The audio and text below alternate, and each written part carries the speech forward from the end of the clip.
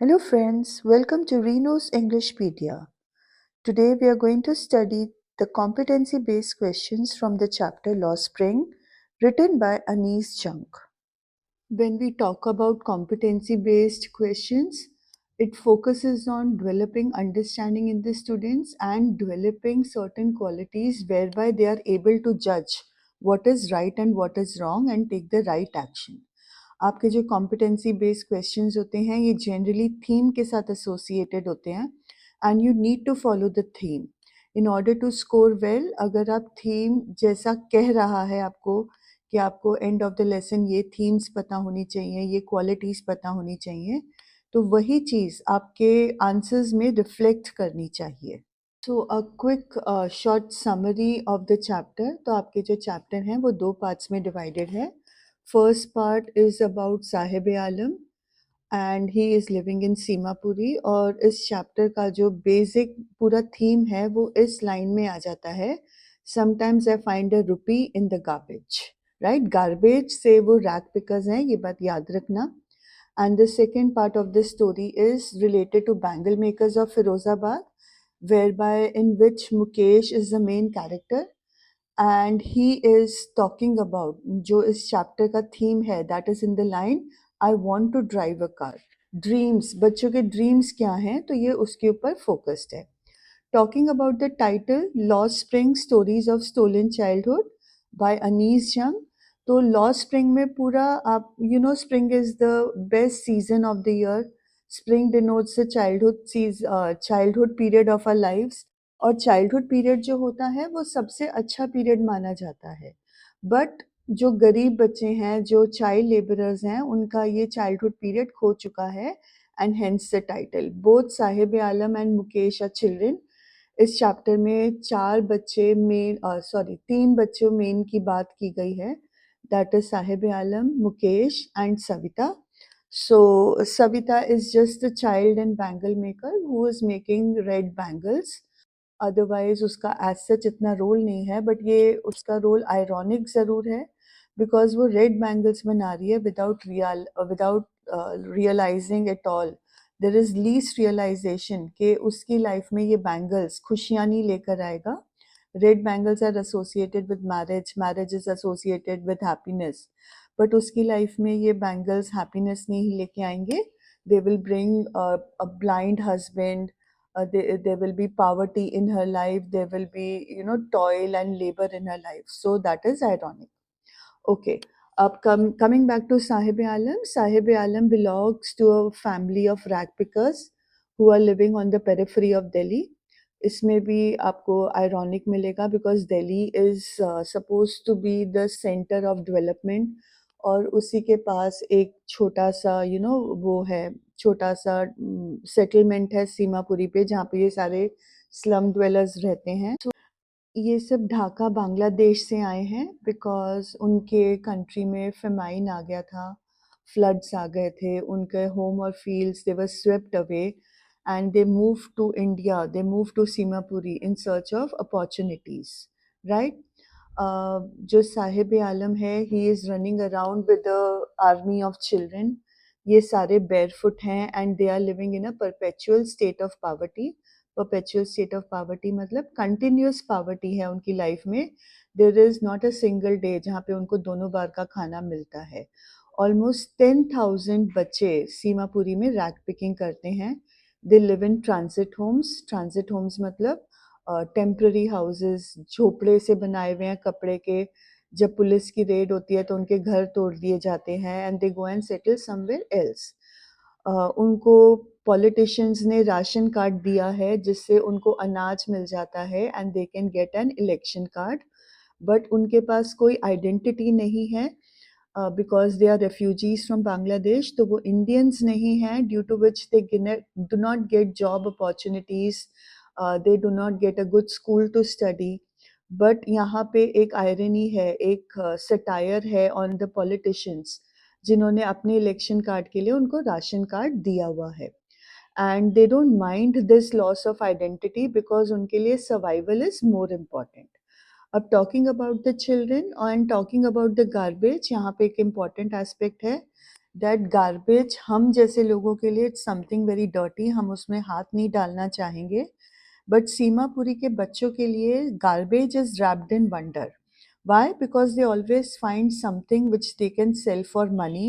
उनको नहीं पता होता है कि आज 5 रुपए का सिक्का मिलेगा या 10 रुपए का नोट मिलेगा, but it is always something or the other they find, and there is always hope of finding more. On the other hand, जो बड़े हैं, जो पेरेंट्स हैं उन रैग पिकर्स के लिए, उनके लिए garbage is only a means of survival, something by which they earn money. अब साहिब आलम के यहाँ पे 2-3 पॉइंट्स बहुत ज़रूरी हैं. फर्स्ट इज़ जब अनीस जंग उसको बोलती है why don't you go to a school, तो वो बोलता है हमारे एरिया में स्कूल नहीं है. तो अनीस जंग उसको ऐसे ही ब्लाइथली प्रॉमिस कर देते हैं कि अगर मैंने तुम्हारे लिए स्कूल बना दिया तो. अनीस जंग डज नॉट रियलाइज के ऐसे प्रॉमिसेस सीमापुरी के कोने कोने में गूंजते हैं, राइट. और बट साहिब आलम के लिए बहुत बड़ा प्रॉमिस है, and he is eager to go to school. और अनीस जंग को वो जब भी देखता है ही आस्क्स कि मैम स्कूल बन गया. एंड देन अनीस जंग रियलाइजेस जो उन्होंने गलत काम, उनसे गलती जो हो गई है. सेकेंड, यहाँ पे साहिब आलम के साथ कंसर्न है चप्पलों का. इनके लिए हमारे लिए चप्पल शूज़ बड़ी नॉर्मल बात है, बट इन बच्चों के लिए possessing a pair of shoes is something very very treasurable. वो उनको बचा कर रखते हैं, बड़ी मतलब हाई शेल्फ्स पे रखते हैं, इम्पॉर्टेंट ओकेजन्स पे पहनते हैं. ज़्यादातर ये नंगे होते हैं. इनके पास जो शूज़ भी होते हैं, they are not in pristine condition. कभी टूटा हुआ होता है उनका, टूटे हुए होते हैं, उनमें होल्स होते हैं. कभी एक पैर दूसरा तरीके का होता है, दूसरा पैर दूसरे तरीके का होता है. तो उनको इन बातों से फ़र्क नहीं पड़ता as long as they have a pair of shoes. And third thing is tennis. Last में third thing is the tea stall where Sahib is working.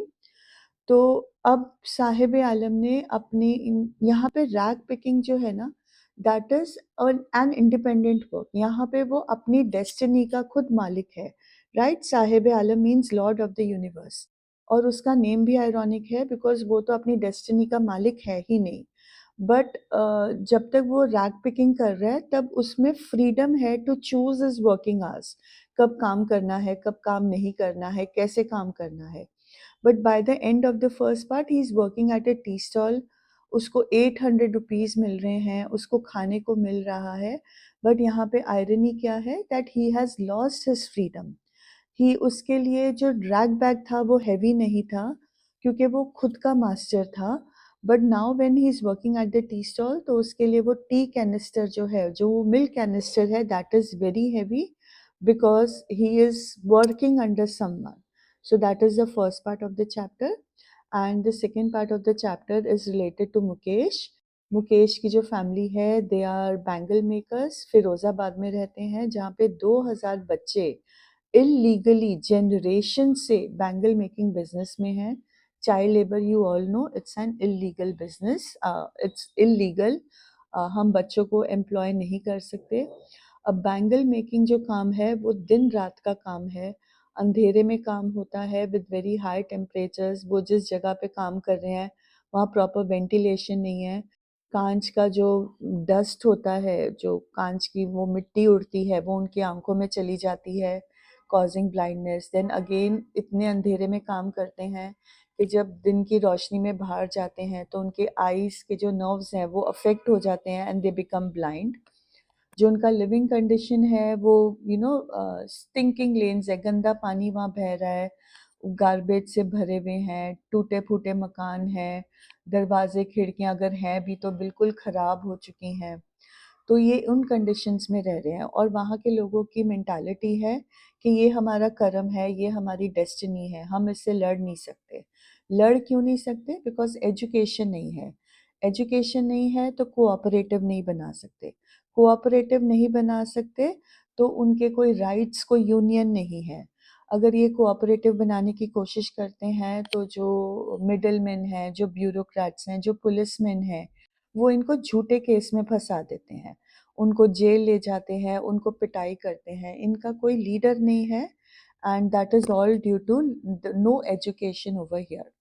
जो उसके, अगर हम मुकेश की फैमिली में बात करें तो उसकी दादी है, उसके पापा हैं, उसकी भाभी है, भाभी जो है she resembles the typical stereotype of an Indian बहू। मेल्स के आगे सर ढके बगैर नहीं आना, मेल घर में हो तो दरवाजे के पीछे रहना है।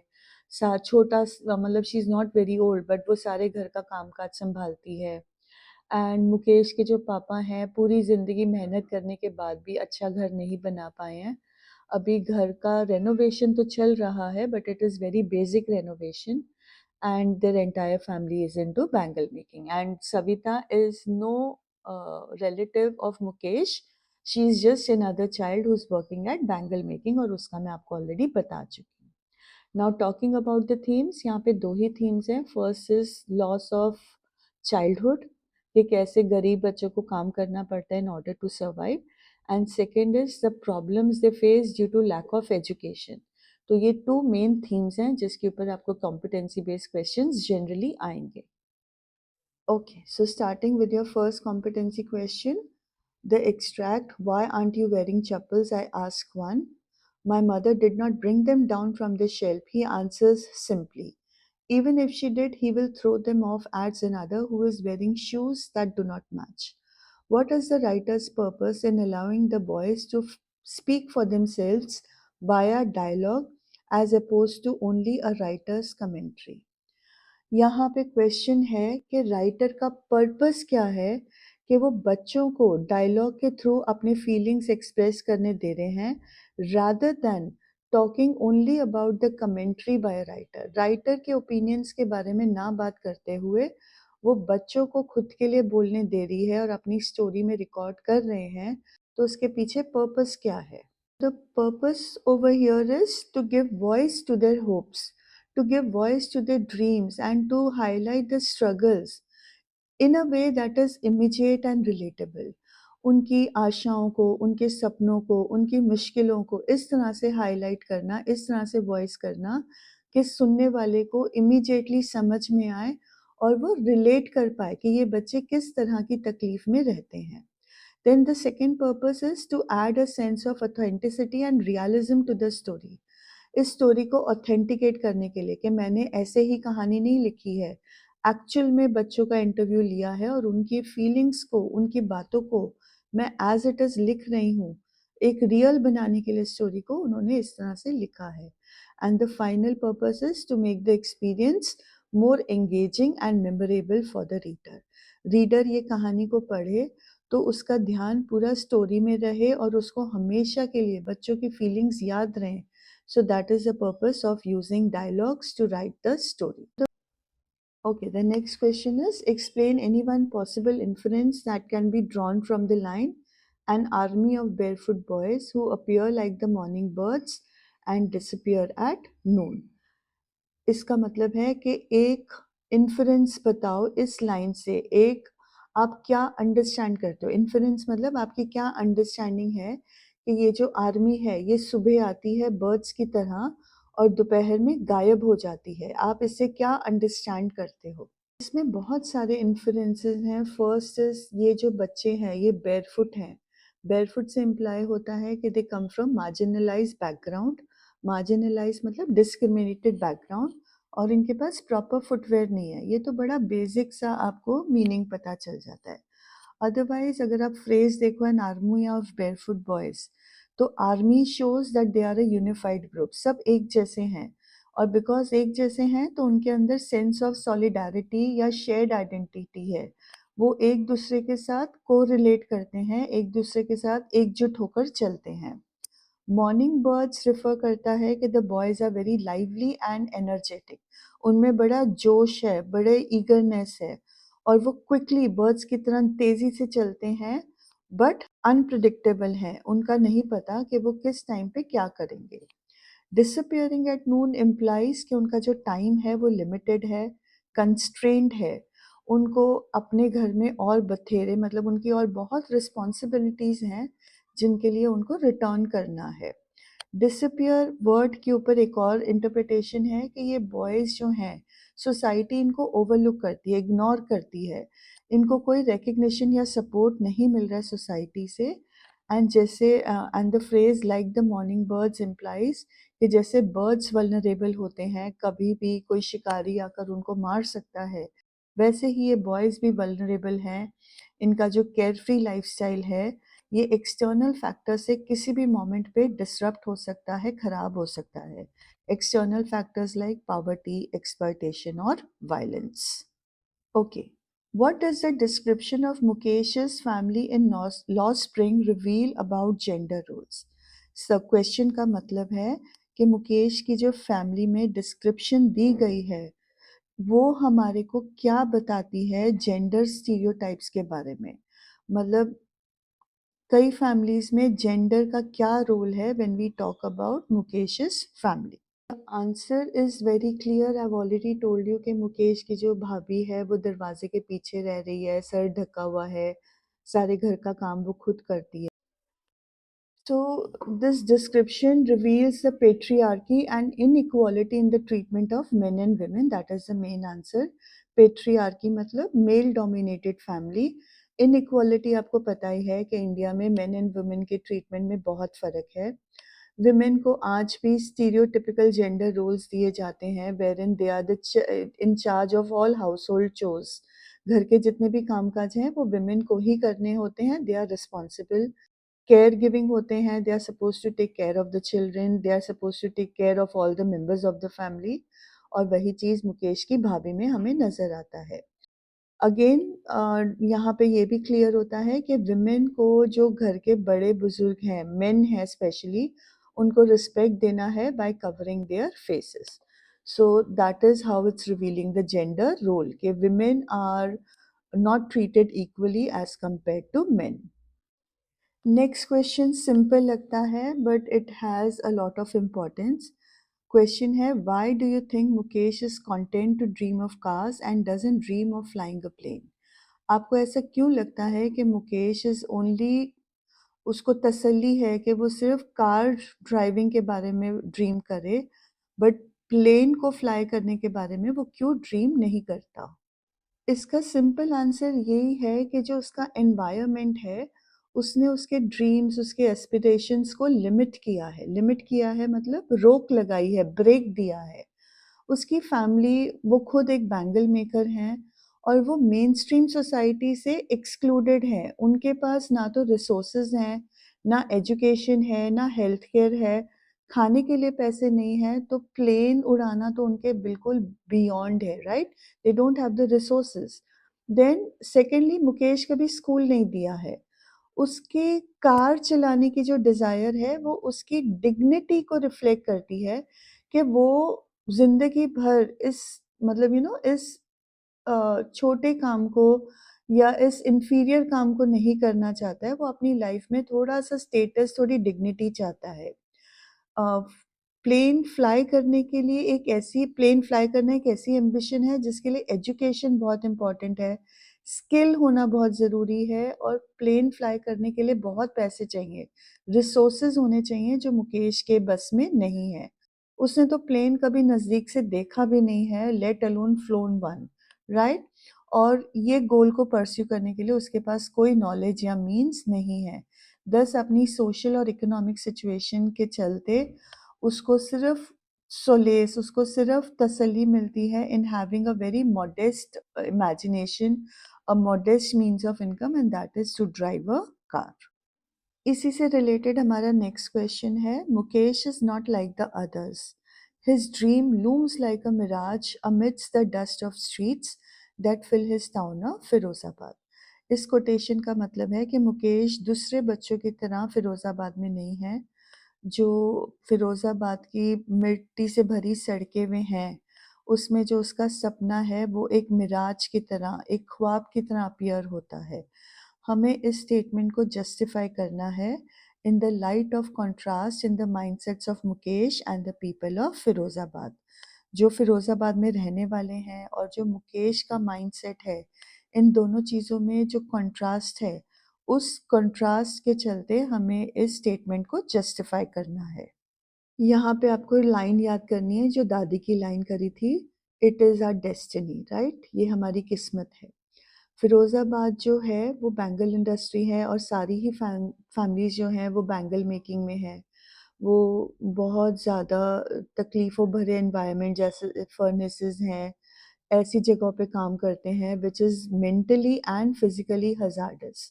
हज़ार्डस मतलब डेंजरस। और उनकी सोच ऐसी बन गई है कि वो कुछ और करने की हिम्मत भी नहीं रखते। मतलब I've already talked about the cooperative, I've already talked about Dadi's mindset कि it is a karma, it is a destiny. But Mukesh इन सबसे हटकर है।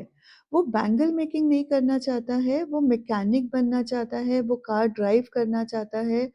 जो दूसरे बच्चे हैं उन सबसे हटकर ड्रीम करता है और उसकी ड्रीम इतनी ज़्यादा he so determined to make his dream a reality कि बोलता है कि मैं ये काम सीखने के लिए मीलों चलने के लिए तैयार हूँ।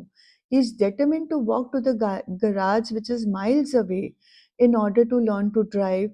और उसका जो पैशन है वो बिलीव करता है that would help him to break the traditional thoughts of his family और अपना गोल अचीव करने के लिए। Again a close related question ये भी आ सकता है, do the poor have the right to dream? Why does the author call Mukesh's dream a mirage? अब यहाँ पे आपकी अंडरस्टैंडिंग थीम्स के ऊपर बेस आ जाएगा। क्या गरीबों को सपने देखना की इजाज़त है? क्या उनको ये हक है? और हम ऐसा क्यों कह रहे हैं कि मुकेश का सपना जो है वो सिर्फ एक मिराज है, एक सपना ही है, कभी हकीकत नहीं बनेगा। अगर हम first part of the question को देखें तो ये तो क्लियर है कि हर इंसान को, चाहे वो गरीब हो या अमीर हो, everyone has the right to dream. But at the same time हमारी अंडरस्टैंडिंग हमें ये बताती है कि मुकेश का जो सपना है वो एक मिराज है, हकीकत नहीं होगा। उसका ऑलरेडी मैंने पहले वाले क्वेश्चंस में जवाब दे दिया है।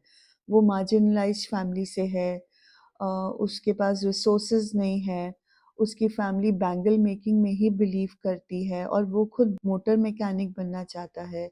वो इतना पुअर है, उसकी कंडीशंस इतने पुअर हैं कि कार ड्राइविंग सीखना भी उसके लिए मुश्किल है। मतलब प्लेन तो छोड़ ही दो, even to learn how to drive a car that is beyond his means, right? उसको अपनी फैमिली ट्रेडिशन से लड़ना पड़ेगा, उसको अपनी सोशल सिचुएशन, अपनी फाइनेंशियल सिचुएशन के साथ लड़ना पड़ेगा in order to realise his dream of learning to drive a car. अब अगर सालों-साल वो उस बिज़नेस में बैंगल मेकिंग के बिज़नेस में रहेगा, तो चांसेस हैं कि वो भी बड़े होके ब्लाइंड हो जाएगा। और वो जिस कम्युनिटी में रह रहा है, it is dominated by a vicious circle of politicians, middleman and bureaucrats. इस विशियस सर्कल को तोड़ के बाहर आना हम सबको पता है बहुत मुश्किल है। इसीलिए उसके सपने को एक मिराज, एक हैल्यूसिनेशन, एक सपना कहा जा रहा है।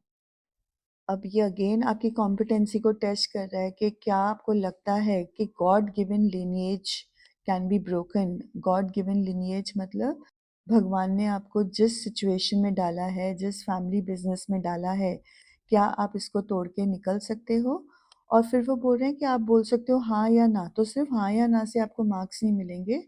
आपकी जो पोजीशन है, आप जो स्टांस ले रहे हो कि हाँ हम इस तोड़ सकते हैं या नहीं हम इसको तोड़ नहीं सकते, तो इसको एक रैशनल लॉजिक के साथ आपको सपोर्ट करना है कि हम क्यों तोड़ सकते हैं या हम क्यों तोड़ नहीं सकते। ओके, जो गॉड गिवन लिनिएज है ये बताता है कि आपका सोशल स्टेटस क्या है, आपको किस तरह की अपॉर्चुनिटीज़ मिलेंगी, आपकी किस्मत, डेस्टिनी मतलब किस्मत, वो ऑलरेडी आपके बर्थ से प्री डिटर्मिन्ड होती है कि आपने किस फैमिली में, किस कम्युनिटी में जन्म लिया है। इंडिया में हम बहुत ज़्यादा इस चीज़ के ऊपर फोकस करते हैं।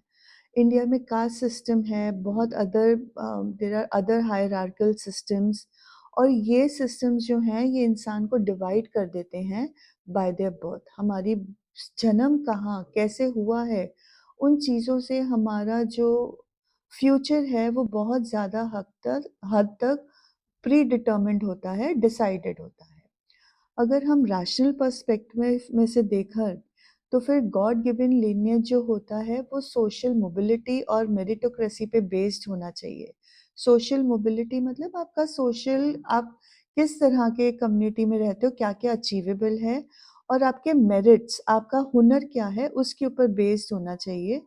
इंसानों को उनकी एबिलिटी पे जज करना चाहिए, उनकी अचीवमेंट पे जज करना चाहिए, रादर दैन उनका सोशल बैकग्राउंड क्या है। सोशल बैकग्राउंड मतलब वो अमीर घर के हैं, वो गरीब घर के हैं, वो डिस्क्रिमिनेटेड क्लास से हैं, कि वो रिच मतलब एक सुपीरियर क्लास से हैं। इन चीज़ों के ऊपर जज नहीं होना चाहिए, उनके मेरिट्स, एबिलिटीज़ और अचीवमेंट्स पे जज होना चाहिए। बट इस लिनिएज को तोड़ने के लिए बहुत कंट्रोवर्सी, बहुत चैलेंजेस का हमें फेस करना पड़ता है। कंट्रोवर्सी मतलब लोगों की नेगेशन, लोगों की सोच से हमें हमें लड़ाई करनी पड़ती है, ये बहुत चैलेंजिंग होता है। हम जनरली अपनों के साथ लड़ नहीं पाते हैं। जो हमारे आसपास की सोच है वो इतनी गहरी बनी हुई है, इतनी डीपली एंट्रेंच्ड है कि ज़्यादातर हम सोचते भी नहीं हैं कि हम उसके अलावा कोई और काम कर सकते हैं।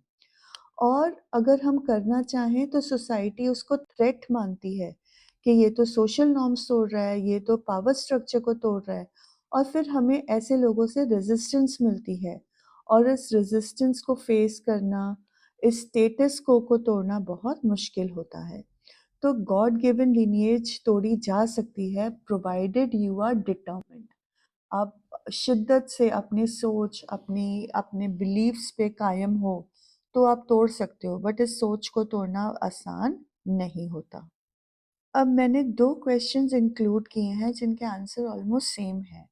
फर्स्ट क्वेश्चन है कि ऑथर की लाइफ बच्चों के साथ इंटरैक्ट करने के बाद कैसे अफ़ेक्ट हो सकती थी, कैसे इम्पैक्ट हो सकती थी? एंड सेकंड इज़ कि हमें अनीस जंग के बारे में क्या पता चलता है through her interactions with Sahib and Mukesh. जब वो उनके साथ बात करती है तो अनीस जंग की लाइफ के बारे में हमारी क्या इंटरप्रिटेशन होती है।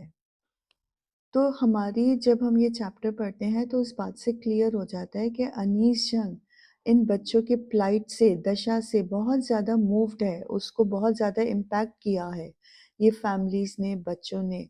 उसको वो कंट्रास्ट नज़र आता है, वो क्लियर कंट्रास्ट दिखाती है when she talks about Delhi and Seema Puri being on the periphery of Delhi, when she talks about he doesn't dream of flying a plane, तो वो contrast दिखा रही है between the wealth and luxury of the city and the poverty and squalor of the slums. Squalor of the slums का मतलब है जो वहाँ पे गंदगी है, lack of development है। और उसके ऊपर सबसे ज़्यादा प्रभाव जो अफ़ेक्ट की है बात, that is the resilience and dignity of the children. Resilience का मतलब होता है बार-बार खड़े होने की क्षमता। ज़िंदगी आपको जितनी मर्ज़ी बार धक्का मारे, बट आप हर बार खड़े हो जाते हो, that is resilience. And dignity आपका सेल्फ रिस्पेक्ट जो बच्चों का है जीने के लिए, तो इन चीज़ों से वो बहुत ज़्यादा अफ़ेक्ट हुई है। और इट इज़ पॉसिबल कि जो उसने दिल्ली के स्लम एरियाज़ में एक्सपीरियंस किया है, उसने उनके राइटिंग टेक्नीक को अफ़ेक्ट किया है। She is in lot of sympathy with this children. She is more aware of the social and economic inequalities that exist. Indian society में जो सोशल इनइक्वालिटी है, जो पैसों की इनइक्वालिटी है, उसको अवेयरनेस आई है इन चीज़ों के बारे में, and because of this she has developed N empathy from the marginalised and excluded communities. जो कम्युनिटीज़ मार्जिनलाइज्ड हैं, जिनको हम मेन स्ट्रीम में नहीं मानते हैं, उनके साथ उसको एम्पैथी डेवलप हुई है।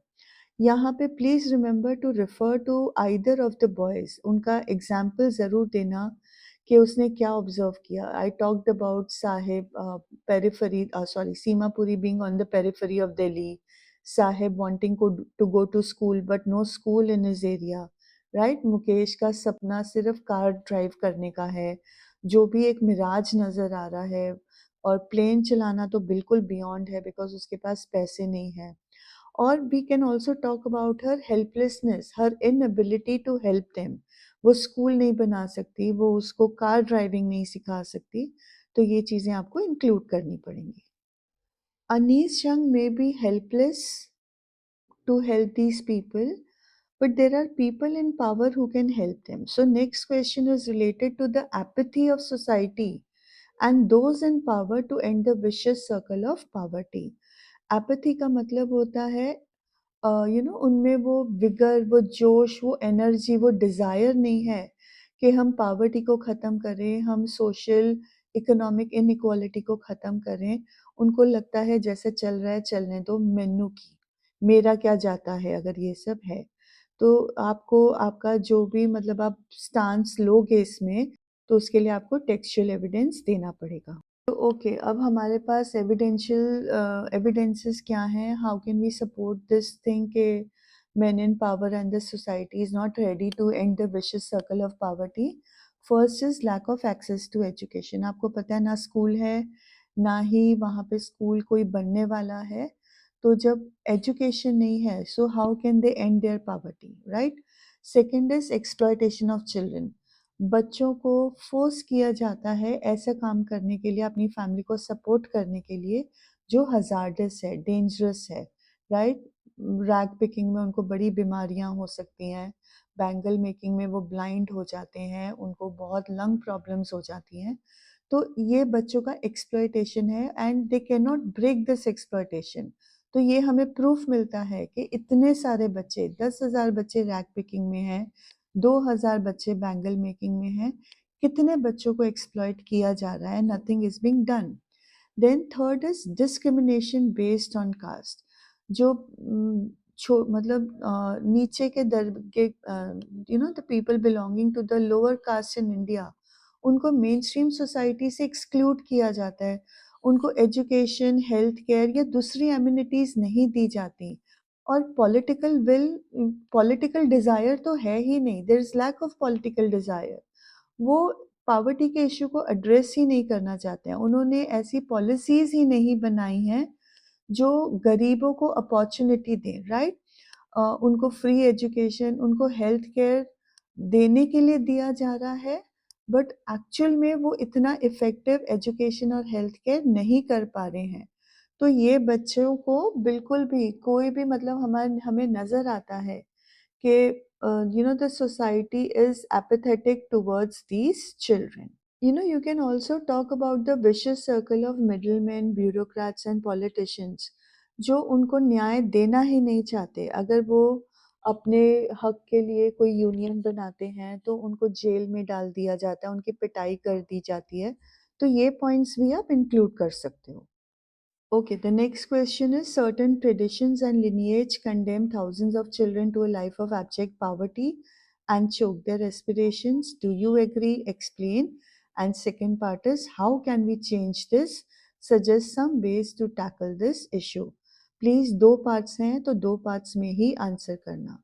Again, this question has already been discussed before. Answer बेटा घूम फिर के वही चीज़ आएगा कि yes, मैं agree करता हूँ कि हमारी जो लिनिएज है, हमारे जो ट्रेडिशंस हैं, वो हमारे को, इन बच्चों को एब्जेक्ट पॉवर्टी में ही कंडेम करते हैं, उनके सपनों को ख़त्म कर देते हैं। वो इतने गरीब हैं, उनके पास एजुकेशन नहीं है, अपॉर्चुनिटीज़ नहीं है।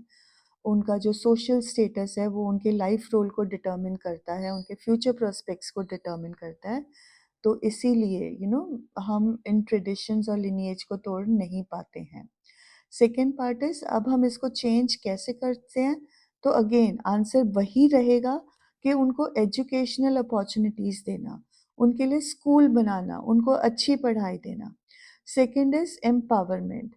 अगर हम इन बच्चों को एम्पावर करें कि वो कैसे अपनी फैमिली के थॉट्स के, उनके जो पावर्टी है, उनका जो काम करने का तरीका है, उनके एंटरप्रेन्योर स्किल्स हैं, जो फाइनेंशियल मैनेजमेंट है, उसको वो कैसे ठीक कर सकते हैं। अगर आपने देखा होगा कि these children belong to families who believe that जितने ज़्यादा बच्चे होंगे उतनी ज़्यादा इनकम होएगी। What they fail to realise is जितने ज़्यादा बच्चे होंगे उतना ज़्यादा खर्चा भी होगा। अगर फैमिलीज़ को हम एम्पावर करें कि अपनी फैमिली साइज़ को लिमिट करें, अपने पैसों को ठीक से मैनेज करें, तो उनको they will be able to break this poverty vicious circle of poverty. Then again discrimination को हमें ख़त्म करना पड़ेगा।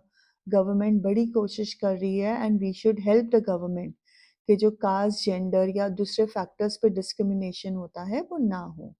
गवर्नमेंट को भी नई पॉलिसीज़, स्ट्रिक्ट पॉलिसीज़ इम्प्लीमेंट करनी पड़ेंगी जो एजुकेशन, हेल्थ केयर और छोटे बिजनेसेस को सपोर्ट करने के लिए कदम बढ़ाएं। And then awareness and advocacy. Awareness and advocacy का मतलब होता है कि आप अवेयर हो जाओ कि प्रॉब्लम क्या है, अवेयरनेस आएगी तो वो प्रॉब्लम सॉल्व होगी। और एडवोकेसी का मतलब होता है कि चेंज लेकर आना, उनको बताना कि नहीं, ये आपका लिनिएज का जो आपका ट्रेडिशन है वो तोड़ा जा सकता है। आप अपने सोशल कम्युनिटी से बाहर आकर आप दूसरे काम कर सकते हो, और ये कैसे होगा? Through media campaigns and other things. We now come to extrapolation. आपको जो कॉम्पिटेंसी बेस्ड क्वेश्चंस आएंगे, ये extrapolation across the text and over the text. इसका मतलब दो चैप्टर्स जो आपके सिलेबस में हैं उन दोनों में सिमिलैरिटी या डिफरेंसेस आपको हाईलाइट करने होंगे, या फिर किसी और सब्जेक्ट या किसी और क्लास के साथ आपको उसको हाईलाइट करना पड़ेगा।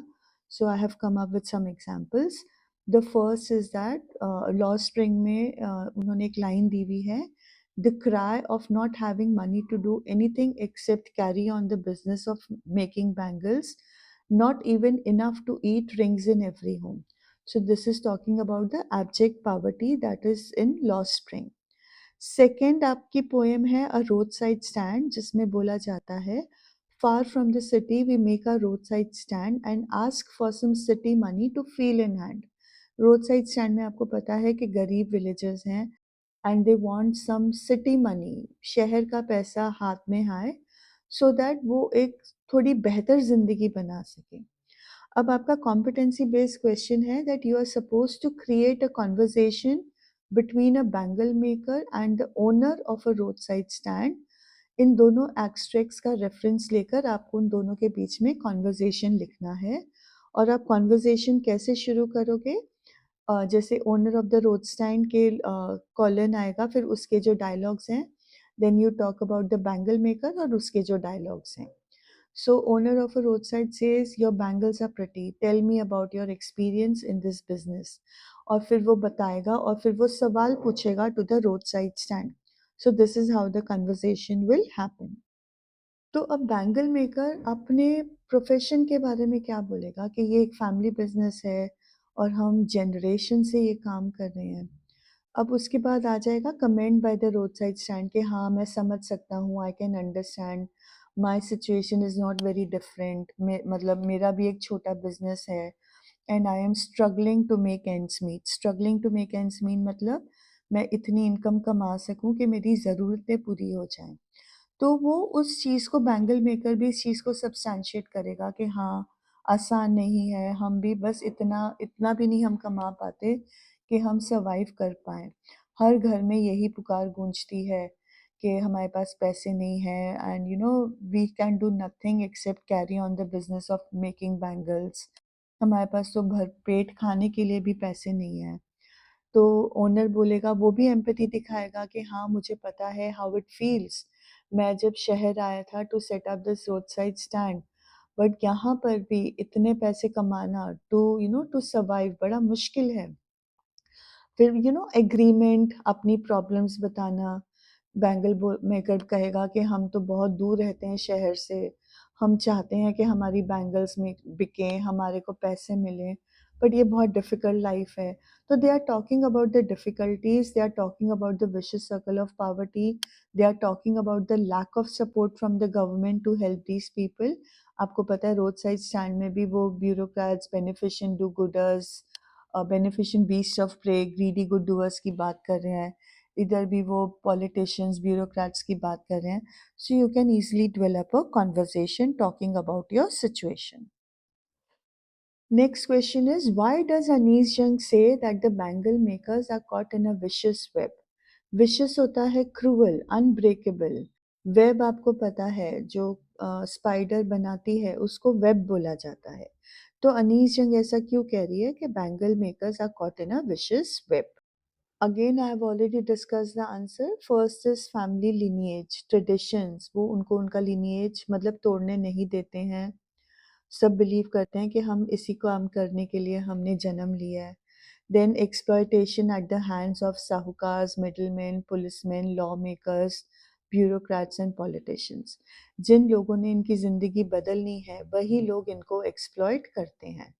थर्ड पॉइंट इज़ कि ये दिन रात टॉयल करते हैं। टॉयल मतलब हार्ड वर्क करते हैं, बट इनको प्रॉपर वेजेस, एप्रोप्रिएट वेजेस नहीं दिए जाते। इनको एक्सप्लॉइट किया जाता है by giving them even less than the minimum पे। अगेन उनके पास एजुकेशन नहीं है तो कोऑपरेटिव्स नहीं बना सकते, उनको अपने हक नहीं पता है, and because of all these reasons they do not dare to dream. So because of all these 4 or 5 reasons हम कहते हैं that they are caught in a vicious circle. This question is very interesting. Writer कहती है little has moved with time it seems in Firozabad. Writer के हिसाब से फिरोजाबाद में कुछ भी बदला नहीं है। अब राइटर ऐसा क्यों बोल रही है? Again answer we already know कि वहाँ पे कोई डेवलपमेंट नहीं हुई है। वो दिन रात माइंड नंबिंग टॉयल करते हैं, दिमाग सुन करने वाली मेहनत करते हैं, कोई चेंज नहीं आया है। वो उतने ही पुअर हैं, आज भी इलिटरेट है, उनके पास स्कूल नहीं है, उनमें डिससैटिस्फैक्शन है, उनको खाने को नहीं मिलता है, और ये सब विक्टिम हैं of middleman and touts. Touts होता है जो इनको धोखा देते हैं। धोखा देने वालों को टाउट्स बोला जाता है इंग्लिश में, TOUTS। अब ये जो क्वेश्चन है ये थोड़ा फैक्चुअल क्वेश्चन है, क्योंकि आपको टेक्सचुअल एविडेंस देना है कि जो राइटर का एसोसिएशन बच्चों के साथ है, विद द बॉयज़ है, ये एक रीसेंट एसोसिएशन नहीं है, वो उनको काफ़ी देर से जानती है, काफ़ी देर से मिल रही है। तो आपके टेक्स्ट बुक में एक लाइन है, over the months I have come to recognize each of them. Over the months is the evidence that shows कि राइटर बड़े महीनों से उन बच्चों को ऑब्जर्व कर रही है, इंटरैक्ट कर रही है, उनकी उनकी उन बच्चों के साथ डीपर अंडरस्टैंडिंग हो गई है, वो उनके सर्कमस्टांसेस को समझ रही है।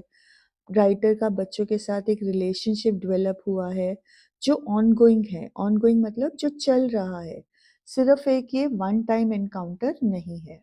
Next question is again an extrapolation across the text, जिसमें आपको बोला गया है Mahatma Gandhi from the text Indigo Mukesh के टाउन फिरोजाबाद में आते हैं और वो देखते हैं कि ये पुअर बैंगल मेकर्स जो हैं वो एक विशियस सर्कल ऑफ साहूकार, मिडलमैन, पॉलिटिशियंस और इन सब लोगों के बीच में घिरे हुए हैं।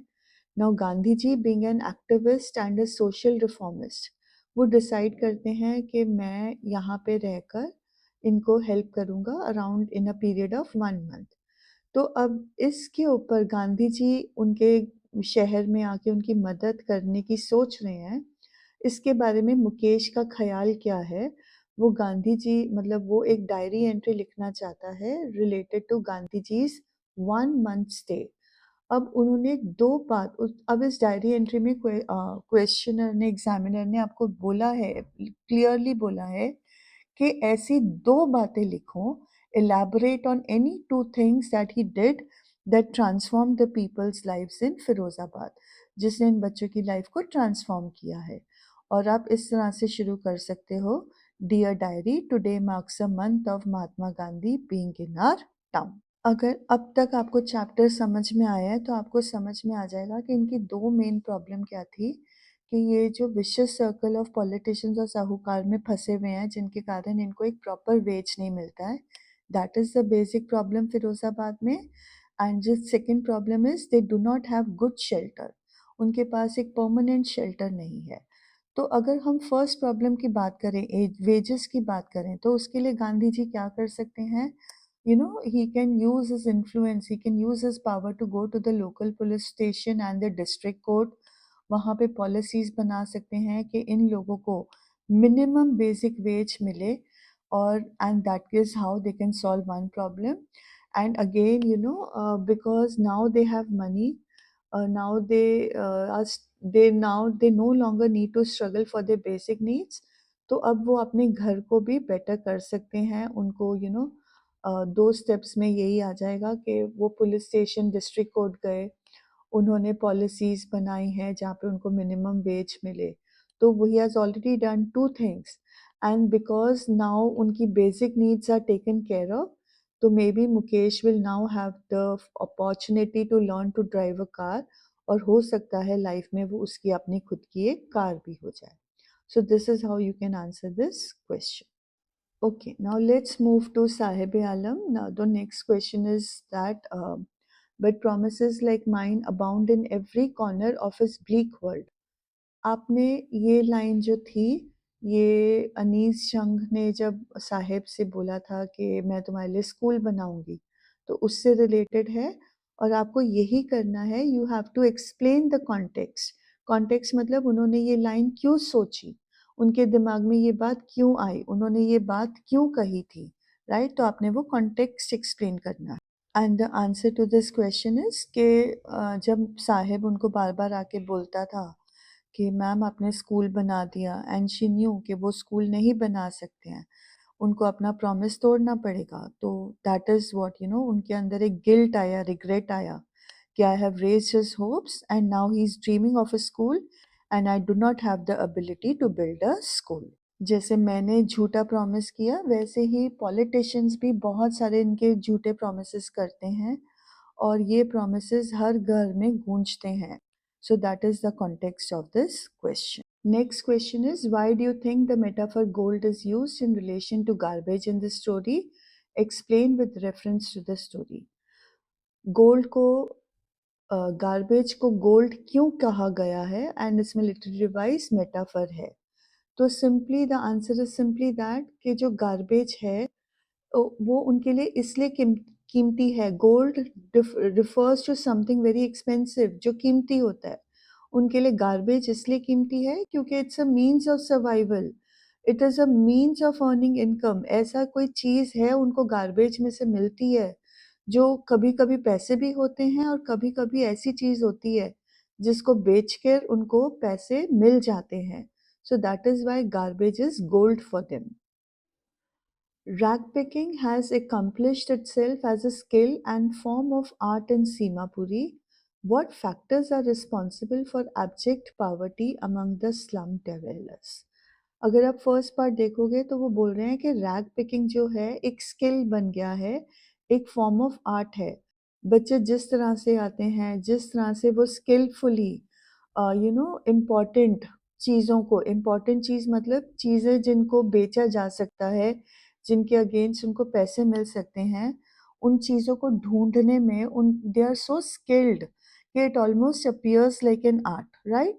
तो अब सवाल ये नहीं है कि ये स्किल और आर्ट क्यों है, क्वेश्चन ये है कि इस एब्जेक्ट पॉवर्टी के पीछे कारण क्या है? So I have already discussed lack of education, lack of resources, discrimination. तो ये सारी चीज़ें फैक्टर्स रिस्पॉन्सिबल हो जाएंगे for the abject poverty among the slum dwellers. Okay. Next question. One person's trash is another person's treasure. Discuss the statement in the light of Sahib's rat picking. One person's trash का मतलब है जो एक इंसान के लिए कचरा है, यूजलेस है, वो दूसरे इंसान के लिए ट्रेजर है, बहुत कीमती है। तो साहिब की रैक पिकिंग के साथ हमें इसको कोरिलेट करना है। ऑलरेडी आपको मैंने बता दिया है कि हम चीज़ों को फेंक देते हैं सोच के कि इसकी कोई वैल्यू नहीं है, चाहे वो जूते हों। ज़रा सा छेक हुआ, ज़रा सा टूटा, वो हम फेंक देते हैं। बट साहिब जैसे बच्चों के लिए वो उनके लिए ट्रेजर है, वो उनको सँभाल के रखते हैं, वो उसको स्पेशल ओकेज़न पे पहनते हैं। Similarly there are so many things जो हम फेंकते होंगे, जो हमारे लिए यूज़लेस हैं, पुराने कपड़े हो गए या आउट ऑफ फैशन क्लोथ्स हो गए या कोई और एक्सेसरीज़ हो गई, मेबी मोबाइल्स ऑल्सो, बट वो किसी और के लिए ट्रेजर बन जाता है। This question has already been discussed again, but this is just another way of asking the question. Why was the author's advice to Sahib to go to school considered as hollow? Simply because there were no schools in the area. There were no people willing to make a school in that area. इसीलिए ये advice hollow थी। जब school ही नहीं है, जब समय ही नहीं है, रिस्पॉन्सिबिलिटीज इतनी ज़्यादा हैं कि उनको छोड़ के वो स्कूल जाए, ये हो ही नहीं सकता। इसीलिए इस बात को हॉलो बोला गया है। हॉलो का मतलब खोखली, जिसमें कोई दम ना हो। तो ये एडवाइस बिल्कुल खोखली थी। Again, this question I've already explained in the introduction. Sahib's full name is Sahib-e-Alam, which means Lord of the Universe. Explain the irony. तो irony यही है कि वो अपनी भी जिंदगी का लॉर्ड नहीं है, let alone being the Lord of the universe. उसको अपना कोई डिसीजन लेने का अधिकार नहीं है। ही is working at the tea stall जहाँ पे he is under under the mastery of someone else. तो हम उसको साहिब आलम, लॉर्ड ऑफ द यूनिवर्स कैसे कह सकते हैं? आयरनी का मतलब एक सिचुएशन दिखाई जा रही है, बट रियलिटी में वो सिचुएशन है ही नहीं. It is completely opposite to what is being portrayed. So that is how you will correlate this question. हाँ जी, next question है, why do you think the author uses a hyperbole when he says that in Firozabad, families make bangles for all the women in the land?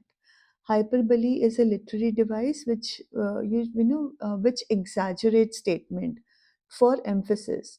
किसी बात को emphasize करने के लिए, किसी बात को उस पे ज़्यादा तूल देने के लिए उसको हम बढ़ा चढ़ा के बोलते हैं. तो जब ये स्टेटमेंट आप देखो, for all the women in the land means for all the women in India, तो क्या फिरोजाबाद इतनी बैंगल्स बना रहा है? ऑब्वियसली नहीं. तो राइटर ने हाइपरबली क्यों यूज किया? तो इसका आंसर सिंपली है to emphasize the huge amount of bangles that are produced in Firozabad every day. This question is very interesting. Do you think Mukesh can contradict the author's claim of his dream looming like a mirage? And आप हाँ ना बोलने के साथ आपको reasoned answers देने पड़ेंगे. Reasoned answers मतलब आपको logically इसको answer करना पड़ेगा. So most of us will want to write yes because that is going with the theme, right? Yes, we believe that Mukesh can contradict the author's claim because he is ready to put in a lot of hard work. वो मीलों चलने के लिए तैयार है, वो बहुत दूर तक जाने के लिए तैयार है in order to realize his dream, अपने ड्रीम को पूरा करने के लिए. तो that is a very logical reason why his dream will become a reality. Again ये क्वेश्चन का आंसर मैं इंट्रोडक्शन में दे चुकी हूँ. She still has bangles on her wrist but no light in her eyes. Mention the health hazards in working in badly lit and poorly ventilated furnaces. तो यहाँ पे no light in her eyes का मतलब दो बातें होती हैं. Firstly she is blind and secondly she has no dreams in her eyes. No light जो पोर्ट्रे करता है कि उनमें सपने देखने की क्षमता खत्म हो गई है. So basically, you're talking about God-given lineage cannot be broken, the vicious circle of poverty. फिर क्योंकि वो badly lit और poorly ventilated furnaces में हैं, तो वो जो glass dust होता है, it enters their eyes, causing blindness with the passage of time. So you can explain this answer. Now, competency-based questions can also be correlated to some sign, some form of quotation, some important words said by important people. तो आपका next question जो है वो अमर्त्य सेन के एक quotation के ऊपर है. Poverty is not just lack of money, it is not having the capability to realize one's full potential as a human being. हम अक्सर पावर्टी को पैसों की कमी के साथ जोड़ते हैं, बट अमर्त्य सेन कह रहे हैं कि हम तभी भी गरीब होते हैं जब हम अपने पूरे पोटेंशियल को यूटिलाइज नहीं कर सकते, हम रियलाइज नहीं कर सकते to live like a human being. तो अब इस स्टेटमेंट को जस्टिफाई करना है. साहिब और मुकेश की पोटेंशियल इन लाइफ को were they able to fulfil their potentials in life, what difficulties will they face, तो उसकी तरह से यहाँ पे साहिब और मुकेश के कैरेक्टर में आपको कंट्रास्ट करना है. First most important contrast is that Sahib है, उसने घुटने टेक दिए हैं, उसने अपनी किस्मत के साथ समझौता कर लिया है. हाउ? उसने रैग पिकिंग जो उसका खुद का बिजनेस था वो छोड़ के he is working under someone at the tea stall. तो आपको यहाँ पे बताना पड़ेगा कि Saheb is not rising to his potential in life. उसने अपनी पोटेंशियल को, अपनी कैपेबिलिटी को ख़त्म कर दिया है.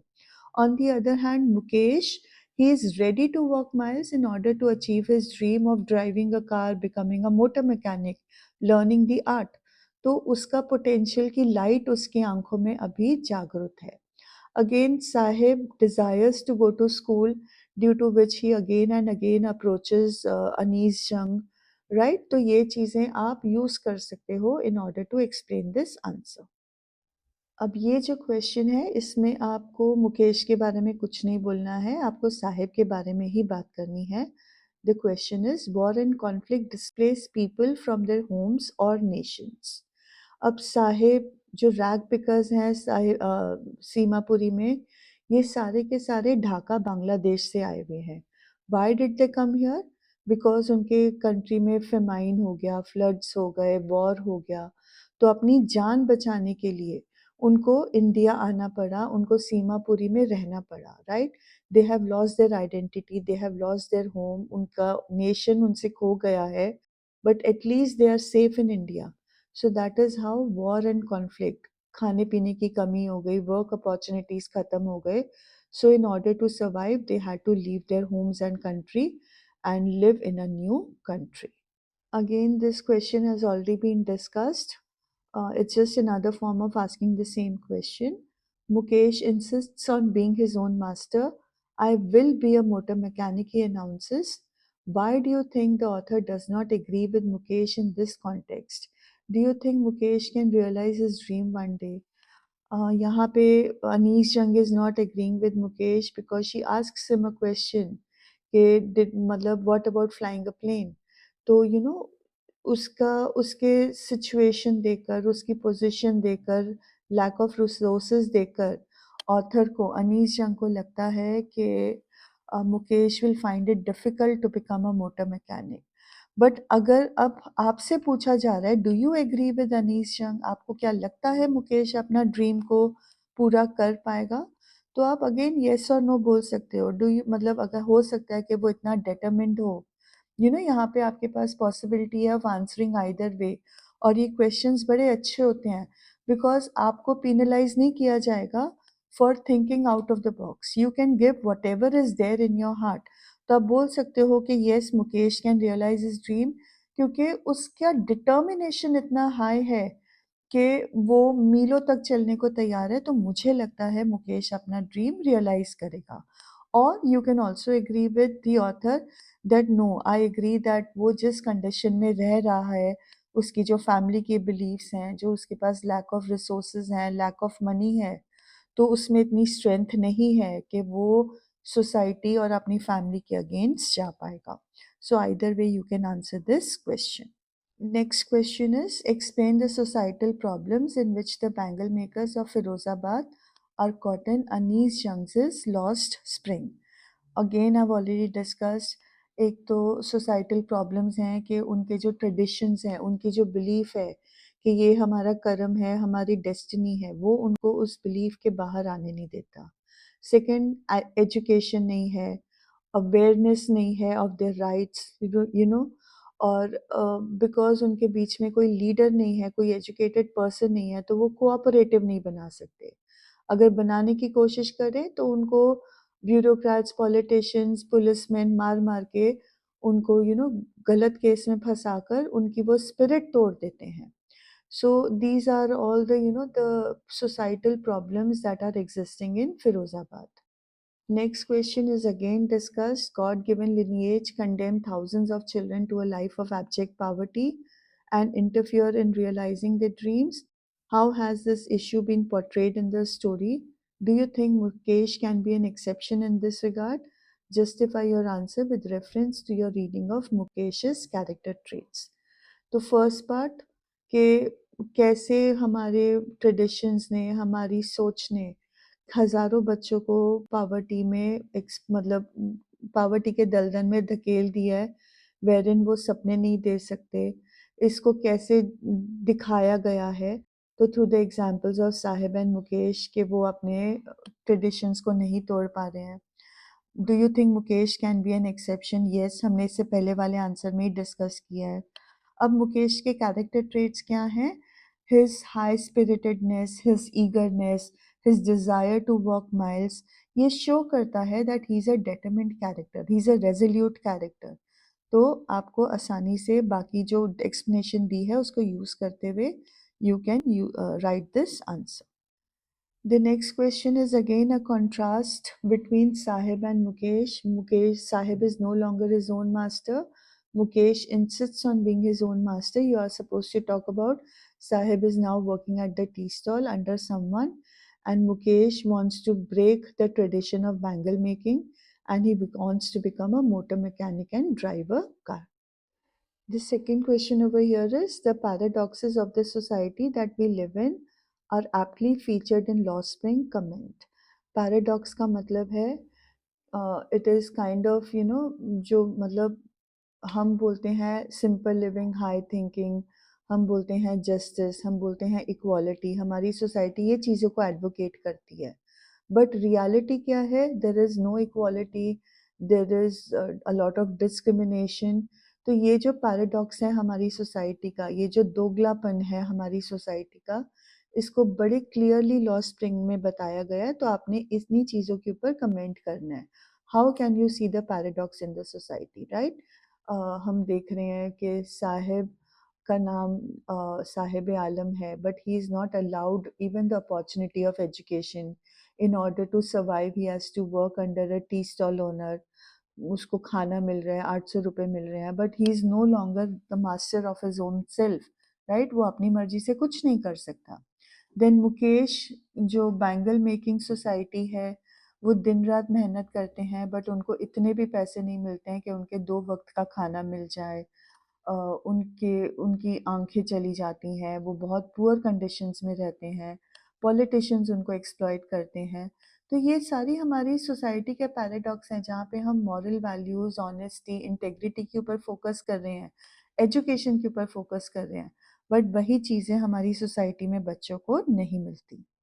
ओके, नाउ ये जो क्वेश्चंस आए हैं ना, ये जनरली आपको आपकी बोर्ड एग्जाम्स में फैक्चुअल क्वेश्चंस में इस तरह से पूछा जाता है, और ये ऑलरेडी सारे क्वेश्चंस डिस्कस्ड हैं, बट मैं क्विकली इनके ऊपर जाके I just give one line answers for them.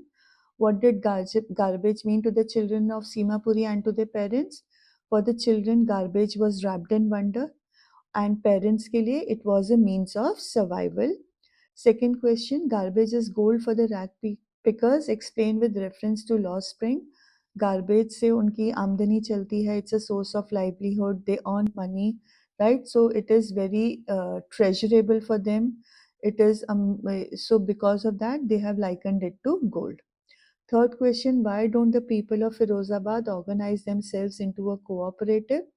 Because when they उनमें education नहीं है, they do not have a leader who knows the rights, and because of this जो bureaucrats हैं, politicians हैं, middlemen हैं, policemen हैं, वो उनको fraudulent cases में, झूठे cases में फंसा देते हैं और उनकी पिटाई कर देते हैं. So because of that they are unable to organize themselves into a cooperative. Fourth question, in spite of despair and disease pervading the lives of the slum children, they are not devoid of hope. How far do you agree? So yes, despair hai, disease hai, but Sahib dreams of a school. Sahib dreams of going to the tennis court and playing, वो कभी tennis नहीं खेल पाएगा, but tennis game को देखना उसको बहुत ज़्यादा पसंद है. Similarly Mukesh bangle making business से शायद कभी ना निकल पाए, बट उसमें अभी भी होप है, उम्मीद है, ड्रीम है to become a motor mechanic. So you can explain this. Next question is, dreams are often far removed from reality, discussed with reference to law spring.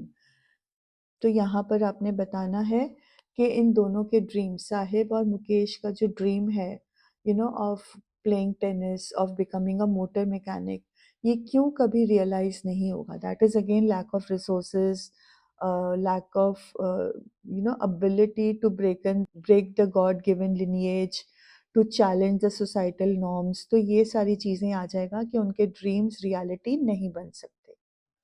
जो कॉम्पिटेंसी बेस्ड क्वेश्चंस हैं, they are also going to test your writing skills. क्या आपको conversation लिखना आता है? क्या आपको diary entry लिखनी आती है? क्या आपको ब्लॉग लिखना आता है? इनमें फ़र्क क्या है? अगर पॉसिबल होगा तो I will make a video wherein I will give you the nuances of writing all these types of writing. But otherwise sixth onwards आपने ये सारी फॉर्म ऑफ राइटिंग लिखी है. डायरी एंट्री आपको लिखना ही आता है. Their diary entry is an informal piece of writing, तो उसमें कोई फॉर्मेट नहीं है. आपको सिर्फ डेट, टाइम और प्लेस लिखना होता है, and you write about your feelings. जो व्लॉग होता है, that is like an article, that is to be written online, right? Article का ही फॉर्मेट फॉलो होगा, where you have a title and you talk about whatever जो भी आपकी सोच है, तो आप उस सोच के बारे में लिखोगे. अब क्वेश्चन क्या है? Mukesh and the other bangle makers are unable to break out of the vicious circle of poverty due to the collusion of government agencies and the police. And you are supposed to write a blog on the feelings you had when you read the short story Lost Spring in your class 12th book. Include the responsibilities of these four categories of people towards the bangle makers and the children. When writing the blog, you may begin like this. So over here examiner ने आपको hint दे दिया है कि आपने blog कैसे लिखना है। Examiner को पता है कि शायद आपने पहले कभी ब्लॉग नहीं लिखा है, so he is telling you how do you start your blog.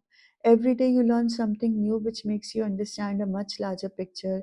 I understood this larger picture when I read about little Mukesh and the other bangle makers who are unable to break out of the vicious circle of poverty due to the collusion of government agencies and the police. You must be thinking, who is Mukesh? Well, Mukesh is a bangle maker who lives in Firozabad, right? His family has been into bangle making for centuries. और फिर आपको उसका explain करना है कि अब आपने please याद रखना, आपने यहाँ पे साहिब की बात नहीं करनी है, आपसे सिर्फ बैंगल मेकर्स का पूछा जा रहा है। तो बैंगल मेकर्स की सारी प्रॉब्लम, सोसाइटल नॉर्म्स क्या हैं, उनकी अपनी सोच क्या है, वो कोऑपरेटिव नहीं बना पाते हैं, वो ब्यूरोक्रेट्स के विशियस सर्कल में फंसे हुए हैं, उनके सपने हैं बट वो सपनों को पूरा करने के लिए उनके पास रिसोर्सेज नहीं हैं। तो ये सारी चीज़ें आपकी ब्लॉग में इंक्लूड हो जाएंगी। So with this I will stop this session. I hope that you are now comfortable writing the competency based questions of Law Spring. अगर आपको पूरी रिवीजन करनी है चैप्टर की तो इस पे 2 वीडियोस ऑलरेडी पोस्टेड हैं। One is an detailed explanation and the other one is it's a revision series में था। It's a proper classroom transaction wherein many doubts were raised by the children and all the doubts were taken care of. तो अगर आप चाहो तो आपको वहाँ पे प्रॉपर नोट्स मिल जाएंगे।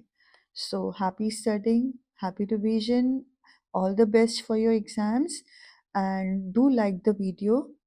It really motivates me and if you have any queries, आपको और भी कोई क्वेश्चन है जो पूछना है तो आप कमेंट सेक्शन में लिख सकते हो। ओके बेटा, थैंक यू सो मच।